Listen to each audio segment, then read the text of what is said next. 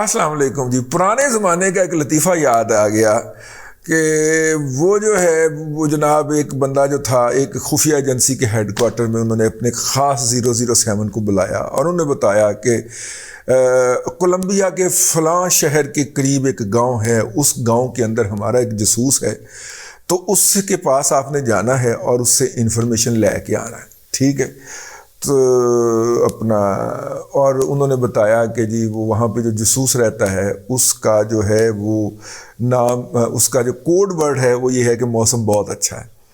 تو خیر وہ جو ہے وہ صاحب جو تھے وہ بڑا پہلے انہوں نے ٹریول جہاز پہ کیا, پھر ٹرین پہ کیا, پھر بس میں دھکے کھائے, فائنلی چنگ چی میں جب وہاں پہ پہنچے اور انہوں نے جا کے وہاں پہ گاؤں میں پوچھا کہ یار مجھے نا منیر سے ملنا ہے.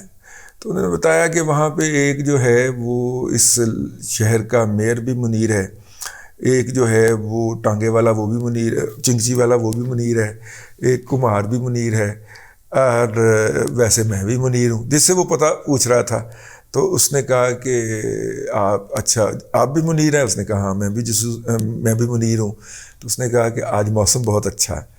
اس نے کہا اچھا تو مننے جسوس تو ملنا ہے او پرلے پاسے باہر جڑا نا وہ کسی نہ کسی سے پٹھے چوری کر رہا.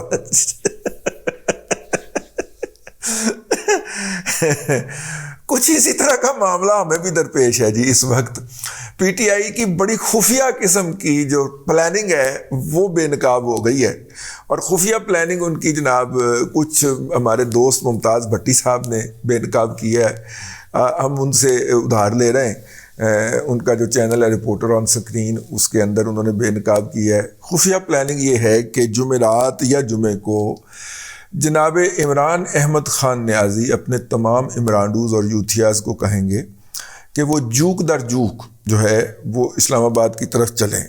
لیکن چونکہ اسلام آباد کی طرف سے اسلام آباد کے اندر حکیم ثناء اللہ امرتسری مجونے بنا کے بیٹھا ہوا ہے اور مرچاں والا ڈنڈے بھی اس کے پاس ہیں, تو اس لیے آپ نے اسلام آباد داخل نہیں ہونا. یار کتنا بہادر آدمی ہے یار, اور کتنے بہادر اس کے فالوور ہیں. اے گل سن کے میرا ہاتھ ہی نہیں جھک رہا یار کہ لیکن اسلام آباد داخل نہیں ہونا. ہم اسلام آباد کے باہر بیٹھیں گے, یا کے پی کے کی ٹیریٹری کے اندر بیٹھیں گے, یا پنجاب کی ٹیریٹری کے اندر رہیں گے. فیڈرل کیپٹل کی ٹیریٹری جو ہے اس کے اندر داخل نہیں ہوں گے. لیکن یعنی کہ فزیکلی انہوں نے اپنے لوگوں کو کہا ہے کہ جی آپ نے اسلام آباد آنا ہے, اور یہ اناؤنسمنٹ وہ کرنے جا رہے ہیں 28 یا 29 اکتوبر کو. ٹھیک ہے, اور 28 یا 29 اکتوبر کو انہوں نے یہ اناؤنس کرنا ہے.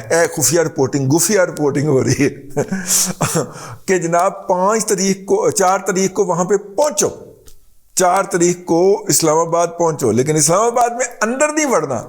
مطلب ادھر سے آپ نے روات کو جو رستہ موڑتا ہے نا جی ٹی روڈ سے اسلام آباد کو, اس کو روک لینا ہے. ادھر سے پنجاب میں موٹر وے جو ہے وہ پنجاب میں جہاں پہ موٹر وے ہے وہاں پہ روک لینا جا کے. ادھر کے پی کے سے جی ٹی روڈ جو ہے وہ جہاں تک آپ روک سکتے ہیں پنجاب کے اندر ہے وہاں تک روک لینی ہے آپ نے.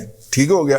تو یہ سارا جو سمجھیے نا, یعنی رہنا آپ نے پنجاب کے اندر ہی ہے اور کے پی کے اندر ہی ہے, یا لیکن اسلام آباد کو چاروں طرف سے روک دینا ہے. پھر وہ جو اپنا اللہ آپ کا بھلا کرے, ہم نے آپ کو بتایا بھی تھا کہ وہ جو ہری پور کی طرف جو سڑک جاتی ہے پیر سہاوا کی طرف سے, اس کے آگے جو عمران احمد خان نیازی صاحب کا اپنا جو فارم بنا ہوا ہے جس کو بنی گالا 2 بھی کہا جاتا ہے, پھر شاید وہاں سے اتر کے آئیں گے تربیت یافتہ تباہی پھیرنے کے لیے. لیکن یہ اسٹریٹجی ہے. اچھا پھر لوگ کہاں سے آئیں گے؟ اس طرح کی جگہ کے اوپر 100-200 لوگ کافی ہوتے ہیں بٹھانے کے لیے, رستہ روکنے کے لیے. باقی صوبائی پولیس ہو جائے گی جو ان کی حفاظت کے نام پہ ہوگی. تو انہوں نے جو ہے وہ یہ ڈیوٹیاں لگا دی ہیں کہ لوگ آئیں گے, ہلا گلا ہوگا, ناچ گانا ہوگا, رات کو سارا کچھ وہ کریں گے, کیمرے اس کے اوپر فٹ رہیں گے. ٹھیک ہو گیا. اور پھر صبح کو جو لوگ ہوں گے وہ اپنے اپنے گھروں کو چلے جائیں گے, وہاں پہ ناچ گانا ہلا گلا کر کے, اور عمران احمد خان نیازی صاحب بنی گالا چلے جایا کریں گے وہاں پہ سونے کے لیے.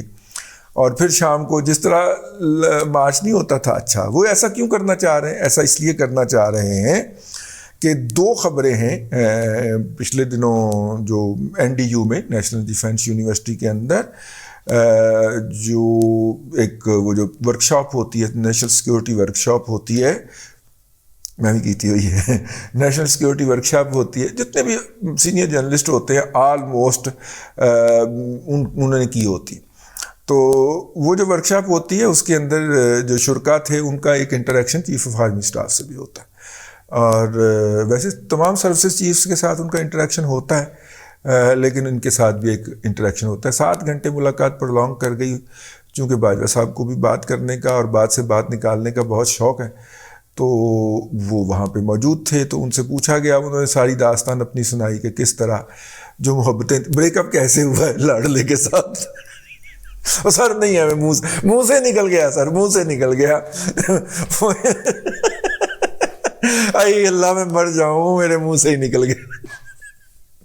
تو سر وہ انہوں نے یہ بتایا کہ وہ عمران خان جو لاڈلے سے جو تھا وہ ستیلا کیوں بنا اور کیسے بنا، وہ سارا انہوں نے بتایا، اور پھر اس ستیلے کی حرکتیں بھی بتائیں. انہوں نے اپنا سائیڈ بتایا، کیونکہ 1 سائیڈڈ بیشنگ اب تک ہو رہی تھی نا جناب سپہ سالار وڈے حاجی صاحب کی 1 سائیڈڈ بیشنگ ہو رہی تھی. تو انہوں نے بھی اپنا نقطہ نظر پیش کیا.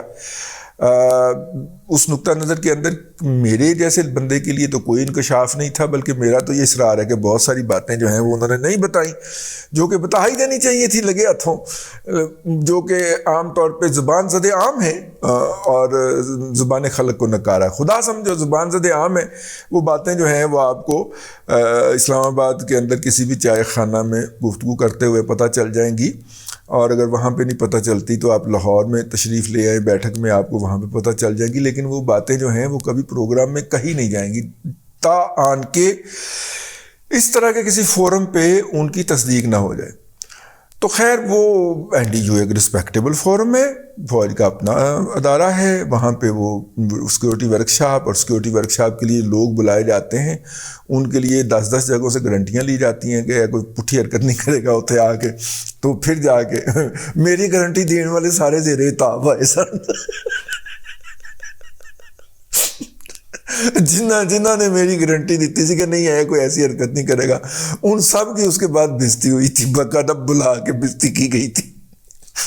تو خیر وہ جناب وہاں سے اب یہ آف دی ریکارڈ گفتگو تھی. جرنلسٹک ایتھکس کا تقاضا یہ تھا کہ یہ گفتگو سامنے نہ لائی جاتی، لیکن لے آئی گئی.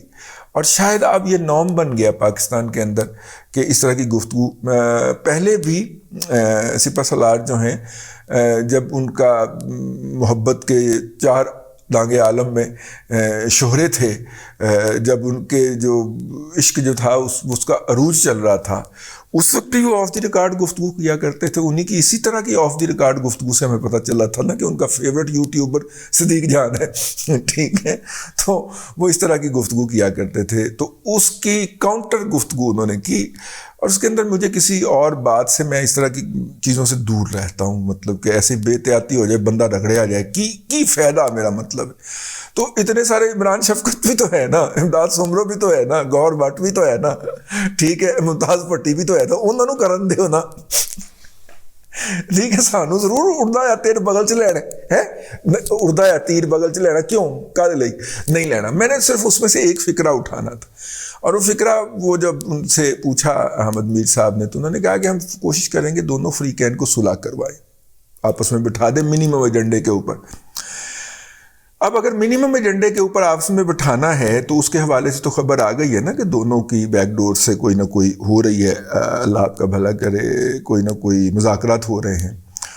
تو ظاہر ہے جو بندہ 2-2.5-3 ہزار بندے لا کے بیٹھا ہوگا، اس نے اسلام آباد کو بلاکیڈ کیا ہوگا، اگر وہ نیگوسیشن ٹیبل پہ بیٹھے گا تو اس کا مطلب یہ ہوگا کہ اس نے وہ اپر ہینڈ میں آ جائے گا. ایک تو یہ بات ہو گئی.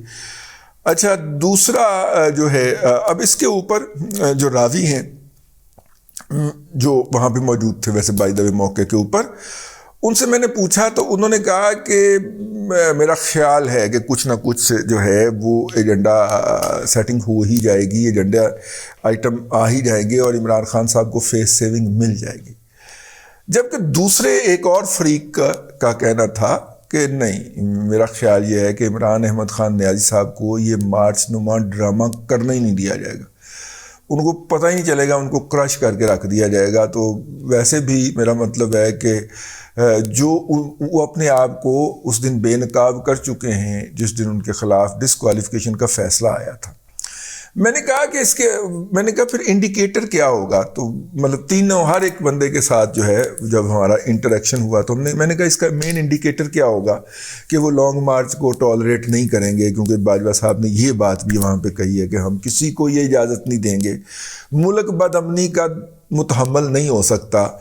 شاید یہی وجہ ہے کہ اسے یہ کہنا پڑا کہ وہاں پہ تو انٹرٹینمنٹ ہوگی، ٹھیک ہے، آپ نے فیملی سمیت آنا، میری فیملی جیڑی ہے نا وہ کا ٹرینڈ بناتی رہے گی، وہ میرا مطلب ہے کہ اس طرح کہ میں اس خاتون کی زبان استعمال کر گیا ہوں، کیونکہ سوشل میڈیا کو تو وہی کنٹرول کرتی ہیں نا، تو وہ اس طرح کے ٹرینڈ بنواتی ہے فرمائش کر کے، تو وہ بناتی رہے گی، لیکن باپردہ ہے، وہ تو گھریلو خاتون ہے، پی ٹی آئی کی مستقبل کی چیئر پرسن ہے، لیکن گھریلو خاتون ہے، تو اس لیے وہ تو نہیں آئے گی، آپ نے اپنی فیملیاں لے کے آنا ہے۔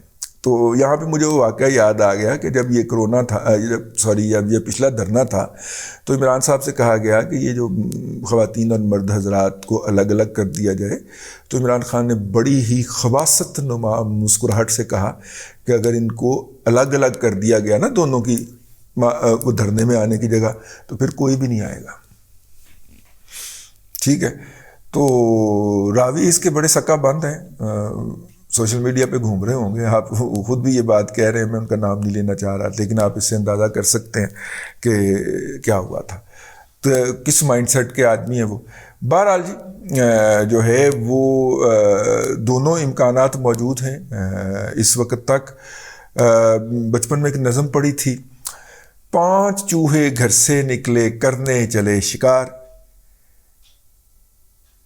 ایک چوہا رہ گیا پیچھے باقی رہ گئے 4، 4 چوہے جو جوش میں آ کے لگے بجانے بین، ایک چوہے کو آ گئی کھانسی باقی رہ گئے 3، 3 چوہے ڈر کر بولے آؤ گھر کو بھاگ چلو، ایک چوہے نے بات نہ مانی باقی رہ گئے 2،